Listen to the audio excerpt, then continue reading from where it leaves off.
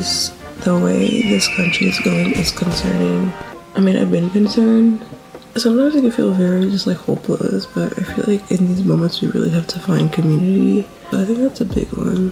One thing I low-key hate is how people try to romanticize revolution. Like they'll be like, oh, this is my function during the revolution.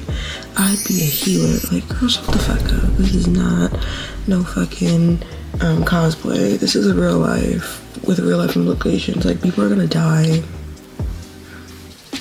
This is not no fan fiction story time. Like, you gotta be real. You gotta be so real. My gripe is with jumpers when they're like, oh, he's gonna make it successful. Girl, it's not been successful. Girl, it's been a flop. It really has just been a flop for me. I mean, in terms of the, like, I guess, the alt-right agenda, sure.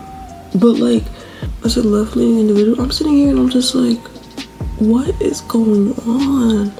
Like, bro is just saying shit that's, like, that's unconstitutional, how? One. I feel like I can't really talk about this because, like, I don't have enough education to really give stances like this. So I'm like, you know what? Never mind.